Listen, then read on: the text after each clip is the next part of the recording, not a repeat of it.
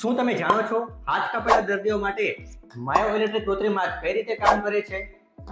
જ્યારે પણ આપણે વિચારીએ કે મારે હાથ ખોલવો છે કે બંધ કરવો છે, ત્યારે આપણા મગજમાંથી એક્શન પોટેન્શિયલ જનરેટ થતો હોય છે, જે નર્વ થ્રુ ટ્રાવેલ કરીને પર્ટિક્યુલર માંસપેશી સુધી પહોંચે છે.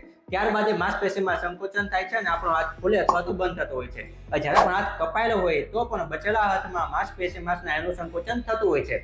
ત્યારે માઇક્રોવોલ્ટમાં પાવર જનરેટ થતો હોય છે, જેને માયોઇલેક્ટ્રિક સિગ્નલ્સ કહેવામાં આવતા હોય છે.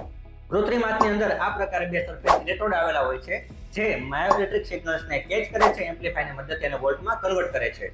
હાથની અંદર વાત કરીએ તો આ પ્રકારે સર્વો મોટર્સ આવેલી હોય છે, તે હાથને ખોલવાનું અને બંધ કરવાનું કામ કરે છે. અને પાવર સપ્લાય માટે લિથિયમ આયન બેટરીઝ આવેલી હોય છે, એટલે કે control by muscles but power by battery. માટે એને માયોઇલેક્ટ્રિક કૃત્રિમ હાથ કહેવામાં આવે છે. આ હાથની મદદથી વ્યક્તિ છે સરળતાથી પોતાનું રોજિંદુ કામ કરી શકે છે. ઉપરાંત આ પ્રકારે સિલિકોન ગ્લોવ આવેલો હોય છે, જેથી આપણો કૃત્રિમ હાથ છે દેખાવમાં આબેહૂબ લાગે. બાયોનિક હેન્ડ્સની વાત કરીએ તો એની મદદથી વ્યક્તિ છે અલગ અલગ આંગળીઓ વારાફરતી ખોલી અને બંધ કરી શકે છે અને મોટા ભાગની ડેલી એક્ટિવિટી સરળતાથી કરી શકે છે.